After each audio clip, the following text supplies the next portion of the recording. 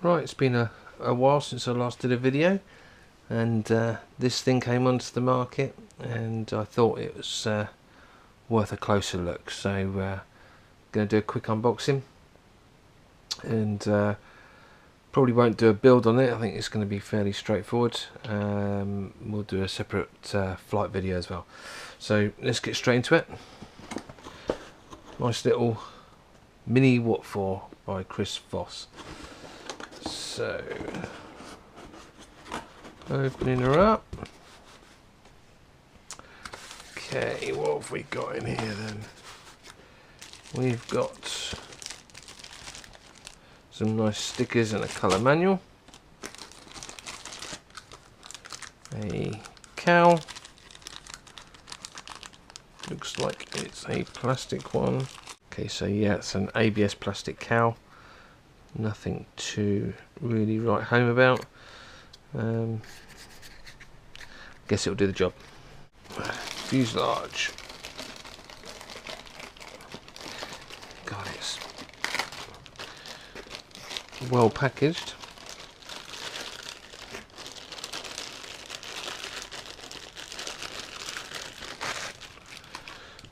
Right.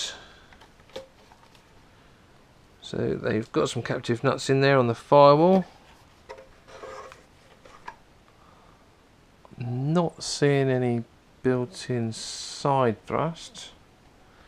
We've got captive nuts in there for the undercarriage and a captive nut in there for the wing retention, and the snakes are put in there as well, and it looks to be made out of essentially probably, it's hard to say, I'd say balsa wood, but I don't think it is. I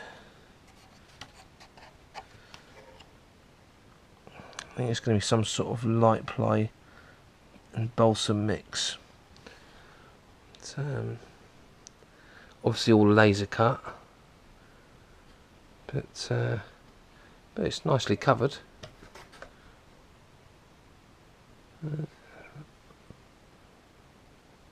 All looks reasonably straight. We've got the tiniest little battery hatch there in the world. Not seeing where that battery is going to go onto. I'm guessing probably a bit of Velcro on the inside. We have a wing, and it is all built up construction. And again, quite nicely covered. Servo holes into what looks to be again probably a light ply. Slots for the aileron control horns. Hole in the centre of the wing, probably for, there's a bit of string in there as well. That's going to be to assist you getting the leads through. That's a nice touch actually. And I suspect we need to probably glue these. Okay, so are these pre-glued or not? No, they're not. Okay. So this is quite an old school format really. This is going back to the good old days of ARTF, where you've actually got to do some assembly. So none of the hinges are glued, none of the horns are in, none of the servos are attached, none of the motor ESC is done for you. You've got to do all of that yourself. There aren't even any pilot holes for the servos, so yeah, actual bit of building to do. Blimey, it's going to take more than an hour, this one. Tailplane, again up to the light, nicely built up, flat plate, nothing too special. Fin and rudder exactly the same. Let's check the wing section actually. Now that looks very much like a fully symmetrical wing. So it should be very aerobatic. Downside is, I suspect beginners aren't going to do so well with this, but again we'll find that out when we come to fly it. One thing I have noticed, that's the wing retention peg. and it is far from square. And I think that's glued in as well. Yeah, that's already glued in, and it's nowhere close to square. I wonder if it'll locate.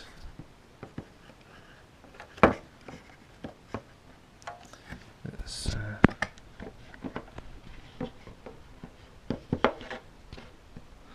no, let's have a look. We need to relieve the covering, so we'll have to find that out in a bit as well.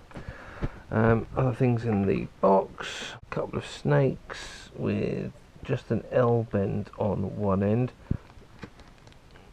Depends on the fittings I use, but I would prefer a Z bend. Easy to fix. We've got a aluminium undercarriage. Right, accessories. We have a APC propeller, and I believe these are something like 5x35 or 55x35. Nothing on the packet to identify it, but I have bought a 55x45 propeller as a precaution, proper APC branded. Something I always expect with these kits is that the propellers and the accessories are always going to be a bit pants. So, right, wheels, tiny little foam, possibly 2-inch, standard, looks like Perkins horns, and glass fibre control horns. Servos, these look like Ripmax SD200s, again unbranded, just micro servo, nylon plastic gears, and we've got, looks like 4 of them. Yeah, so we have 4 of those. We have a motor, which is again completely unbranded, doesn't even give us a KV. We've got a fiberglass mount and an incredibly cheap looking prop adapter. Tail skid, some screws, I'm guessing these are servo screws.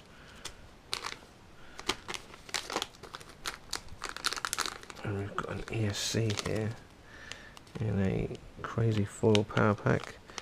Only 10 amps this ESC.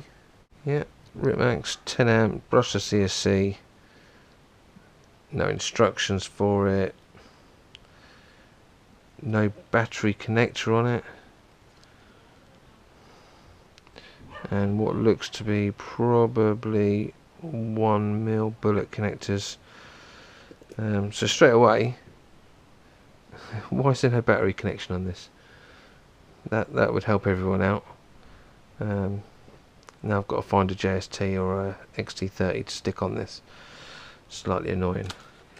And even more annoying, we've got just the one plastic wing bolt. Would it have killed them to put an extra one in? Yeah, it's such a small thing, but you can strip that the first time you put it into the model, and you haven't got a spare. And I'm guessing that they're not going to be easy to come by. But hey ho. Right, I may as well take a quick look at the instructions. Right, sticker sheet is basically mini Watt 4 and some Ripmax stickers. Fantastic. And the instruction manual. Yeah, lots of lovely German. Kit list. Nice little story on Chris Voss, which is, you know, a bit of background, it's quite nice. And we've got literally German into English instructions all the way through. And it is just a, you know, typical traditional ARTF build. But, yeah. You've got to actually line up the tailplane with the centre of the nose. You've got to relieve the covering. This is proper old school compared to some of the offerings on the market at the moment, but should be an enjoyable evening putting this together. If I do see any problems, I will point them out. Additional things that I've bought: some super glue. I prefer Zappa Gap. This is medium. Obviously, be using thin for the hinges, and I'm going to be using the Spectrum AR400 DSMX 4-channel receiver. Never had a problem with them. Don't expect to get a problem with this one. If I have any concern at all, it might be that we've got no instructions on this ESC. So we'll get this screwed together. Any problems, we will, or I will point them out. Right, quick add-on. Within 2 minutes of looking at the instructions, I've come across a problem. It's not a problem. This is typical Ripmax being a pain. So they've included all the gear, you think. So we've got the servos, wings, ESC, motors, all the rest of it. Fair enough, it's not installed, but you know, that's fine. But if you're building this thinking, oh yeah, I can just assemble it straight away without having to buy anything else, you're sadly wrong. Because on page 7 of the manual, prepare your aileron servos by connecting a suitable 100mm extension lead to each servo.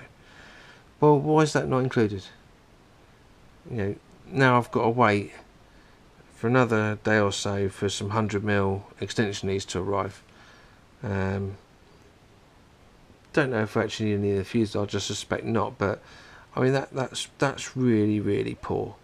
You know, so you buy your model, you think about your receiver, you buy that, you think about your batteries, you buy those. The one thing you don't think about when you're putting one of these together is, do I need some 100mm servo leads? I think that's poor. That is. I mean, what are they, a quid each? That's not impressed. Quick build tip here on the Watt 4 Mini. Stage 20, it says slide the tailplane into the pre-cut slot in the rear of the fuselage and ensure that it is square to the fuselage and centered in its slot using a long ruler or string. Blah blah blah. Right.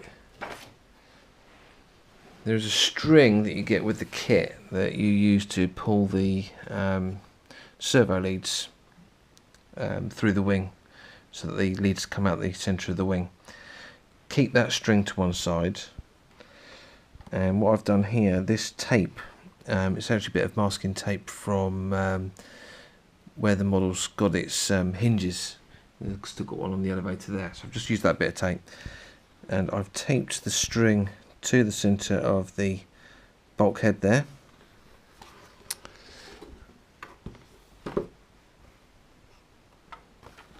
And then you can use that, slide your tailplane in, and then pull it as tight as you can. There is a little bit of spring in that string, but if you pull it tight, it will give you a reading that you can then put to each corner. As you can see, I need to make an adjustment there, but it just gives you an idea of how to adjust that, and hopefully end up with a square airframe.